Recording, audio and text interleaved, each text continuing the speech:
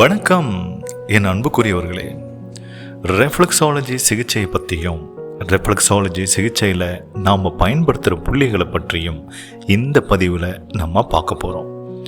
என் அன்புக்குரியவர்களே, இந்த உலகத்தில் எத்தனையோ விதமான மருத்துவ முறைகள் இருக்குது. எல்லா மருத்துவ முறையோட நோக்கமும் ஒன்று தான், நோயை போக்கணும், ஆரோக்கியத்தை கொடுக்கணும். ஆனால் நோக்கம் ஒன்றா இருந்தாலும் ஒவ்வொரு மருத்துவ முறையும் ஒவ்வொரு விதமாக ஒரே நோயை அணுகுது. இது எதை நமக்கு சொல்லுது அப்படின்னு பார்த்தீங்கன்னா, ஒவ்வொரு மருத்துவ முறைக்கும் ஒரு தனித்தன்மையாக ஒரு விஷயம் இருக்குது. இந்த தனித்தன்மையில் தான் ஒவ்வொரு மருத்துவ முறையும் செயல்படுதுங்க. அதே மாதிரி ரெஃப்ளெக்ஸாலஜி சிகிச்சைக்கும் ஒரு தனித்தன்மை இருக்குது. அது என்ன அப்படின்னு இப்போ நான் உங்களுக்கு சொல்ல போகிறேன். என் அன்புக்குரியவர்களே, ரெஃப்ளெக்ஸாலஜி சிகிச்சையில் நம்ம பயன்படுத்துகிற அதே புள்ளியை அக்யூபஞ்சர், வர்ம மருத்துவம் போன்ற மருத்துவ முறைகள்லையும் அதே புள்ளியை பயன்படுத்துவாங்க. ஆனால் புள்ளி ஒன்று, அதை பயன்படுத்துகிற முறை, அதை பற்றி அந்த மருத்துவம் பார்க்கின்ற நோக்கம், இது எல்லாமே வேறு மாதிரி இருக்குங்க.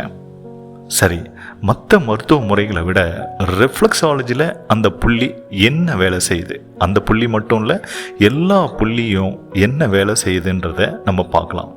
என் அன்புக்குரியவர்களே, ரெஃப்ளெக்ஸாலஜி மருத்துவத்தில் நம்ம பயன்படுத்துகிற ஒவ்வொரு புள்ளியும் ஒவ்வொரு உடல் உறுப்போட நேரடியாக சம்மந்தப்பட்டிருக்கு. இது மெரிடியனோடு சம்மந்தப்படலைங்க, இது அந்த உறுப்போடு சம்மந்தப்பட்டிருக்கு. அந்த புள்ளியை நம்ம பரிசோதித்து பார்க்கும்போது அந்த உறுப்பு அட் ப்ரெசன்ட் கண்டிஷனில் எப்படி இருக்குது அப்படிங்கிறத நாம் கண்டுபிடிக்கலாம். அதாவது ஆங்கிலத்தில் சொல்லப்போனால் இது ஒரு டயக்னோசிஸ் புள்ளியாக நம்ம பார்க்குறோம்.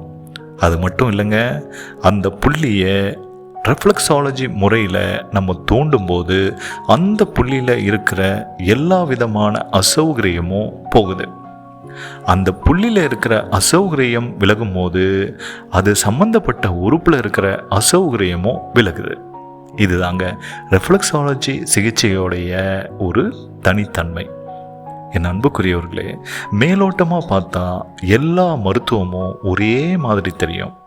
ஆனால் அதை ஆழ்ந்து நம்ம பயிற்சி செய்யும் போது தான் அந்த ஒவ்வொரு மருத்துவ முறைக்கும் ஒரு தனித்தன்மை இருக்குது அப்படிங்கிறது நமக்கு புரியும். சரி, இனிமேல் வரப்போகிற பதிவில் நம்ம ரெஃப்ளெக்ஸாலஜி புள்ளிகளை பற்றி நம்ம விளக்கமாக பார்ப்போம்.